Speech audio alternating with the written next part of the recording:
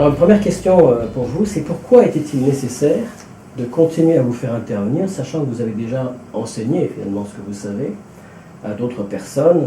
Vous l'avez fait en France, vous l'avez fait en Chine. Et finalement, pourquoi était-il nécessaire de faire plus que ça? Pourquoi continuer à intervenir? Bon, l'enseignement c'est une chose, mais c'est du théorique. On a beau mettre des anecdotes, mais quand on est devant un cas pratique, c'est de mettre les gens et d'identifier tous les problèmes avec eux.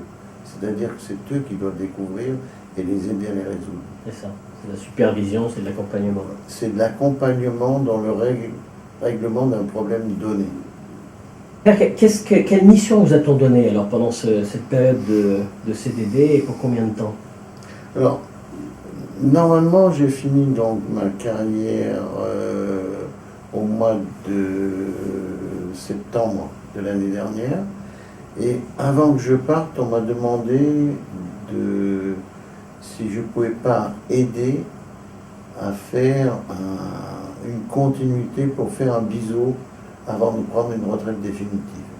Compte tenu que j'étais intervenu sur le RJH et qu'on avait déjà bien travaillé mais on n'avait pas fini, et que sur les EPR, il y a pas mal de points sur lesquels, quand j'étais intervenu au niveau des autorités de sûreté, des working groups qu'on a fait avec eux, il y avait des points où, entre autres, comment harmoniser les solutions entre les EPR, comment faire du transverse. D'accord. Donc, tous ces points étaient à définir, une stratégie, des méthodes, etc. Donc, on m'a demandé si je ne voulais pas rester pour faire ça. J'ai accepté à une condition, c'est que d'abord, j'ai un CDD pour rester à Areva, parce que pour moi, j'ai un esprit de société. Et donc, que ce type de mission nécessite une présence permanente.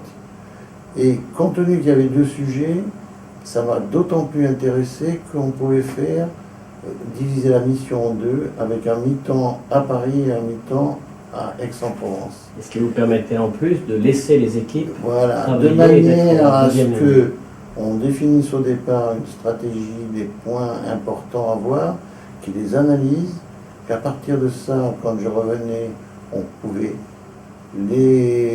voir ce qu'ils avaient fait et d'identifier d'autres points ou des points améliorés, et ainsi de suite. Donc c'est en fait de faire du on-the-job training. C'est ça.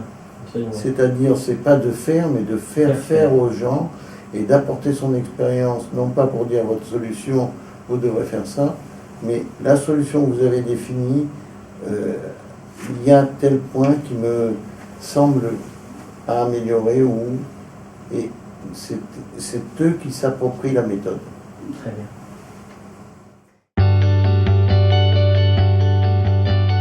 Vous savez, je suis dans Areva, Framatome Areva, depuis 40 ans. C'est une société pour laquelle j'ai appris beaucoup de choses.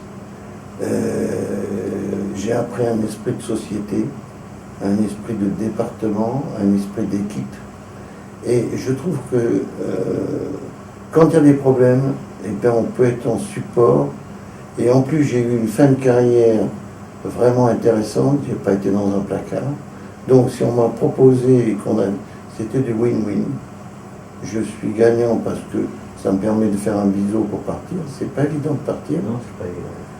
Et c'est intéressant pour Areva de profiter de l'expérience, non pas en tant qu'expert ou autre, mais en tant qu'intégré à une équipe, mais en tant que support. Donc quand on dit l'expertise, je suis expert depuis 1998. En 2007, j'ai été nommé expert senior.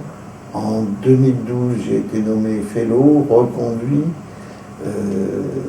C'est un titre, c'est le seul que je garde qui me plaît beaucoup.